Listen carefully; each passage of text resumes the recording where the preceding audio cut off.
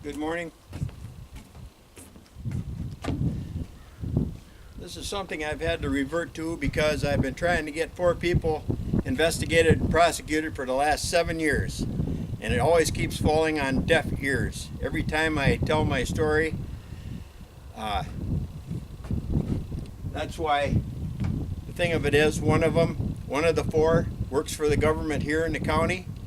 And for a fact, you can't get nothing done because he works for the county. He lied through his teeth. I can prove it. Doesn't seem to matter. Anyway, the people that I'm talking about aren't most of the people that work for the government, are daggone good people. And you only have a few that's going to take advantage of their title and position to influence and pack Hip National for themselves, using the very system that our patriots fought and died defending.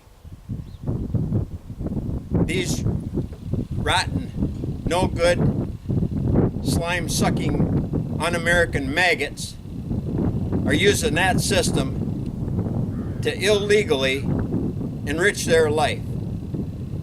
And that's just a no-no as far as I'm concerned. If I get help and we prosecute these people, that $80,000 that they stole from us is going to go to wounded warriors, disabled veterans, and veterans' unmet needs, because they're the people that deserve it, not these rotten scum.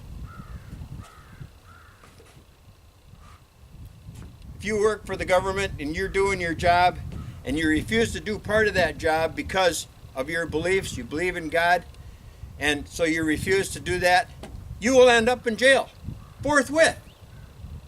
But you can steal all the money you can and lie under oath. Nobody will do a thing about that. Our religion is under severe attack, people. And just another government cover-up. The sad part of it is it goes right from here at the very smallest of the county level right to the White House. We have an important election coming up, and I don't want somebody in the White House that refuses to shut down the borders, that refuses to stop the illegal, dangerous drugs coming into this country, that refuses to stop the illegal aliens that come in this country, good and bad. But everybody that comes in here now should be fingerprinted. They should be DNA'd, because it's changing times. And we need somebody that's going to shut them borders down and not have everybody take the American flag down because they might offend somebody. I don't want somebody in the White House that's going to take and launder a bunch of world currencies from around the world, precious metals, load them on a plane, fly it over to Iran,